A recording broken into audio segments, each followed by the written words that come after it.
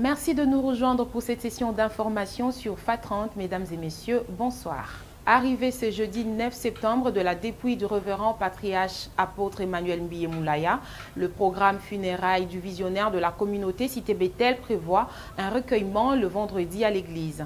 La levée du corps de la morgue du cinquantenaire interviendra le samedi 11 septembre avant sa mise en terre à la télé. Composition du bureau de la CENI, Vikimbo Sokodia pourrait détenir la clé de sortie à la crise. Le président de l'Assemblée nationale s'est lancé dans une mission de bon office auprès de 8 confessions religieuses pour obtenir le consensus autour du nom de l'animateur principal de la CENI. Dans le prochain jour, l'honorable Mbosso Kodia rendra compte de sa mission au président de la République dont l'arbitrage avait été sollicité par la SENCO et l'ESC.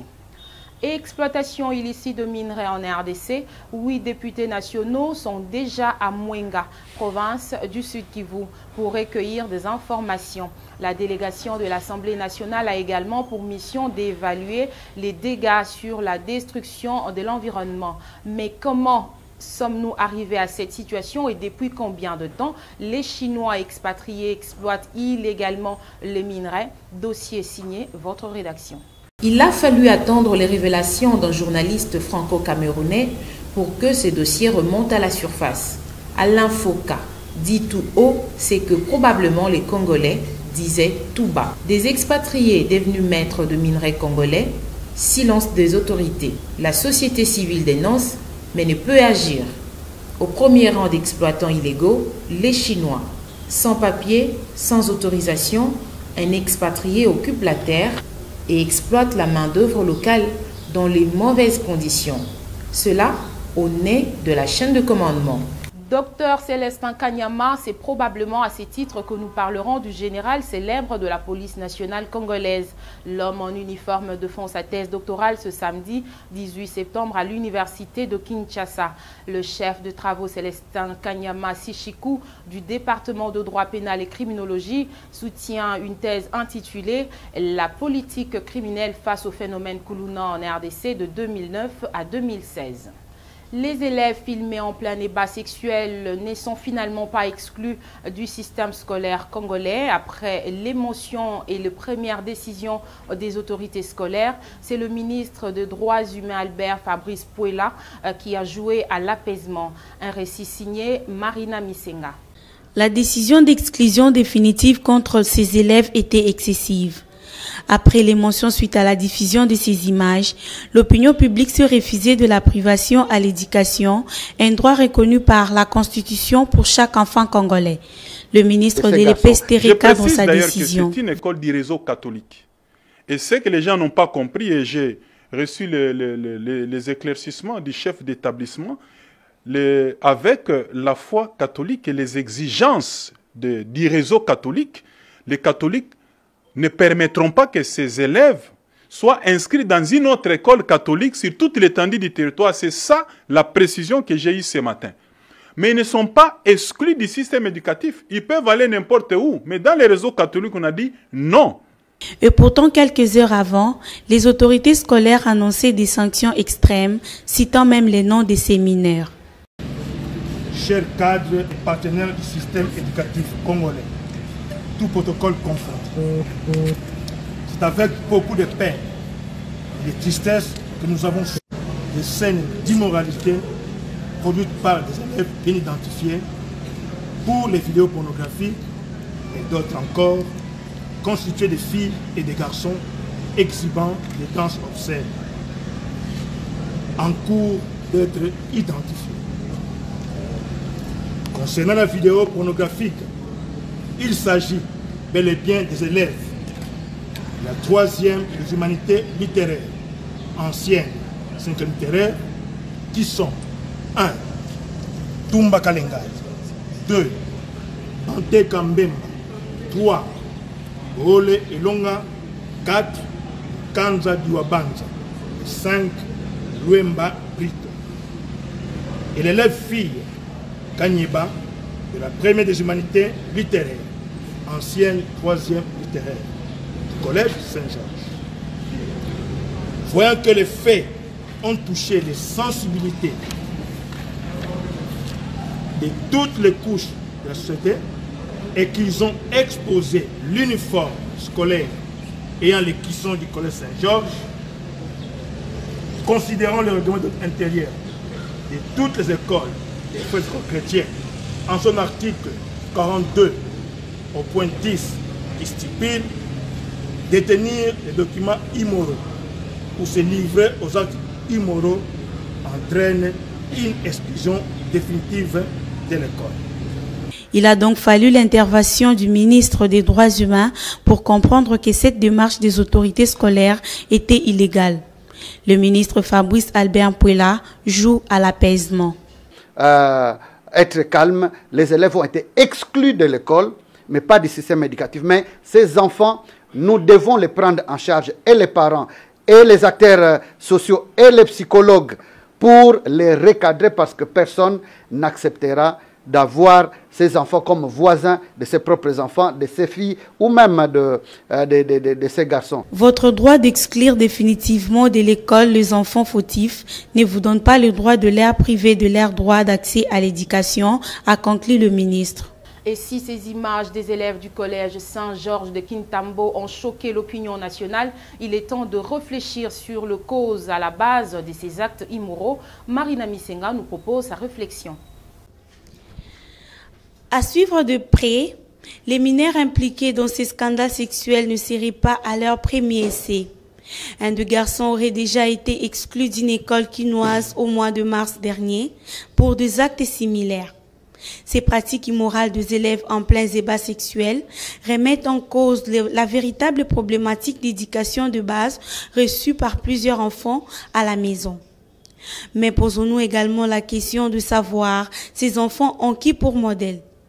En moins de 2 ans, une autorité politique a fait actualité pour sa nudité dans les réseaux sociaux. Ironie de l'histoire, il est élevé au rang de gouverneur.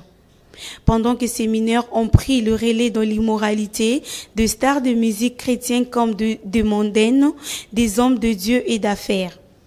Depuis que les enfants sont devenus amoureux de téléphones Android, l'actualité est dominée par les vidéos immorales et des programmes de chaînes de télévision, des bars, terrasses et hôtels qui acceptent les clients mineurs. Ces enfants ne seraient probablement que le renvoi de l'image de notre société. Pas facile de conduire sur les routes de Kinshasa, capitale de la RDC, particulièrement à la grande avenue des Huileries qui relie le boulevard du 30 juin aux communes populaires de Kinshasa et Lingwala. Nid de poule, embouteillage monstre. Notre reporter Benji Fakoy a fait une descente sur place pour vous. Chaque jour qui passe, l'embouteillage ne cesse de prendre surface sur les tronçons des Huileries. La route qui sépare des grandes agglomérations de Kinshasa, notamment la commune de Kinshasa et Lingwala. Ces calvaires rayonnent très souvent durant les heures de pointe. Il empêche à des fois même la population de prendre les transports aisément pour aller à leur destination. Bon, hello, salut, base ya embouteillage wana doke banzela nde ezate. Banzela eza muke tami tuka doke komi peza bene ni Kinshasa. Banzela ezaka doke muke. Sikoyo ville ezaka mboko.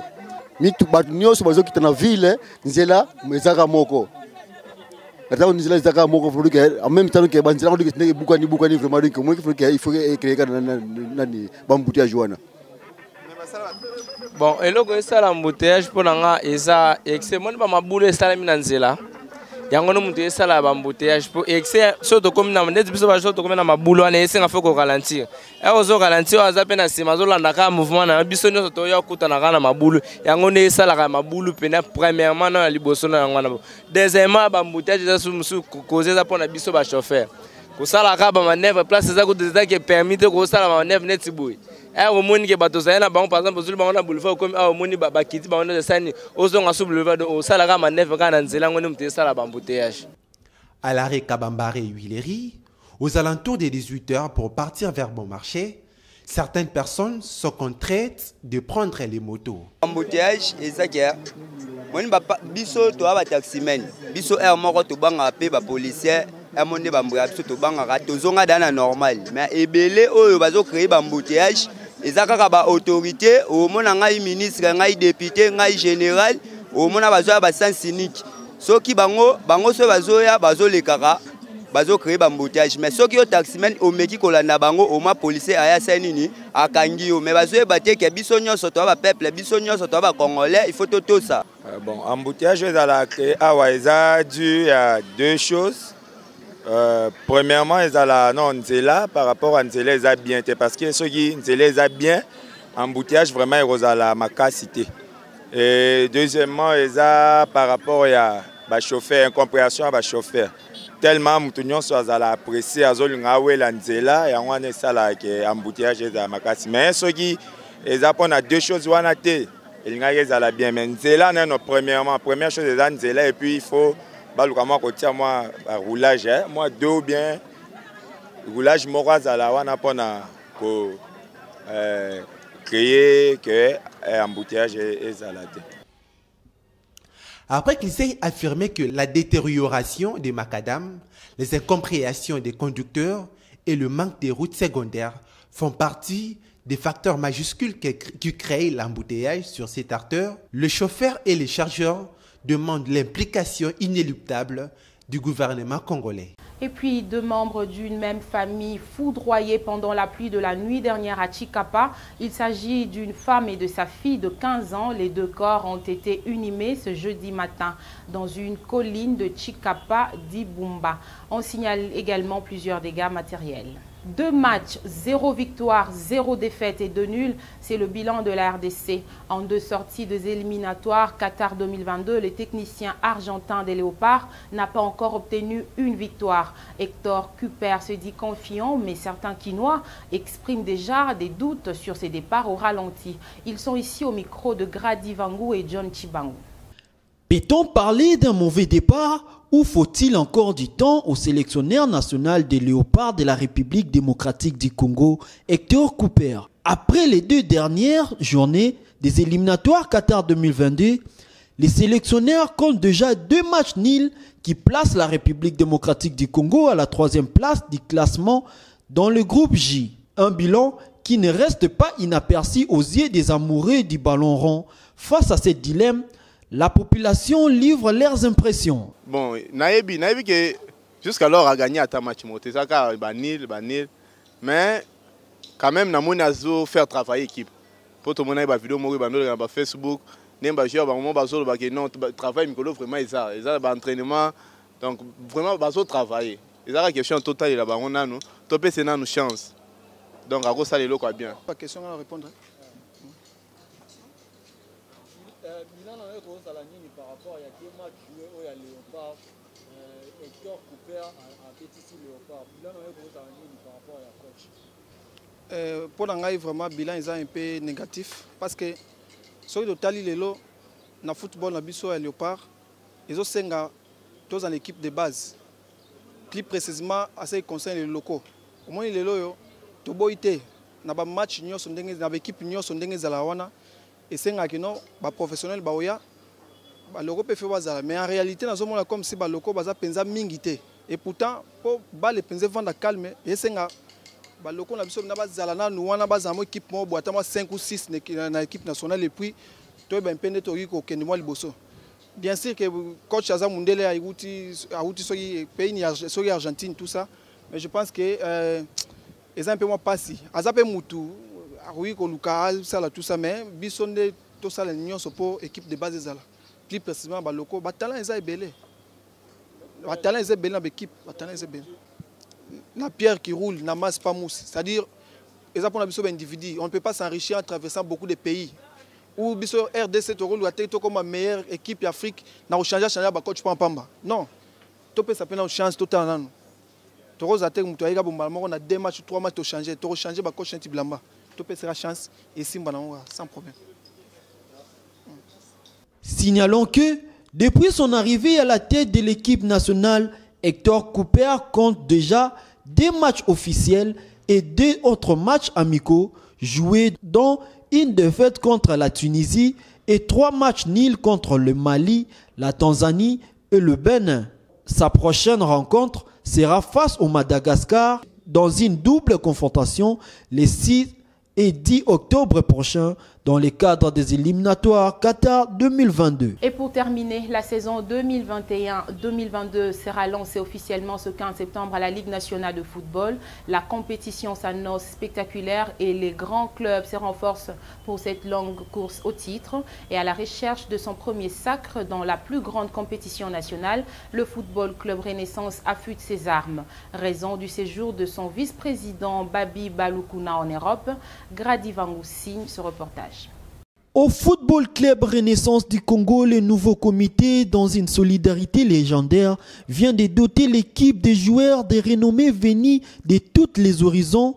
Les nouveaux athlètes qui vont devoir renforcer l'ossature laissé par Papi Kimoto sont en parfaite forme pour avoir évolué la saison dernière, soit dans les championnats congolais, soit dans ces 2 pays les mieux cotés du football africain.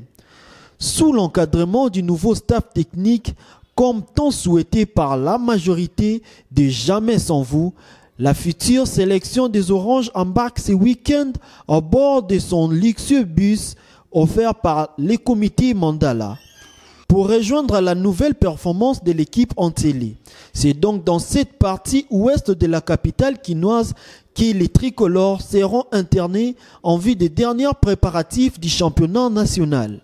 L'objectif des 9 membres du comité actuel qui a succédé à celui dirigé durant les 7 ans d'existence du club par l'évêque Pascal Mukuna est de ramener FIBO dans les prestigieuses compétitions africaines. C'est par ce souci que M. Babi Balukuna, le vice-président de l'équipe qui en pratique fait office de président des sections foot, ne ménage aucun effort pour le redressement de l'administration du club. Au moment où notre rédaction couche ses lignes, le promoteur des bibliothèques scolaires en République démocratique du Congo a posé ses valises en Belgique. Babi Balukuna est à la quête d'éventuels jumelages entre la formation sportive chère avec les grands clubs européens. Aussi, ces warriors vaillants combattants mettront son séjour à profit pour booster les contacts avec certains partenaires de la sphère internationale du ballon rond. On est là pour booster un peu les contacts pour le club. Le club a besoin de partenariats, pourquoi pas des jumelages avec d'autres grands clubs ici en Europe. FC Renaissance, c'est le club le plus populaire de la RDC présentement. Et nous sommes fiers d'avoir mérité la confiance de nos supporters afin de contribuer comme l'on peut à l'essor de cette équipe. Pour de membres du présidium du FC Renaissance, Babi, en temps égal, renforcer les soutiens de l'équipe avec la possibilité d'élargir les sections des supporters au sein de la diaspora congolaise. C'est dans la communion partant des dirigeants en passant par les collectifs des joueurs jusqu'aux supporters. Dans leur diversité, nous atteindrions les résultats escomptés. Eh bien, la bataille s'enfonce ride pour les équipes qui affronteront la Renaissance cette saison. Voilà qui m'a terme à cette session d'information. Mesdames et messieurs, merci à vous de l'attention soutenue et à très bientôt.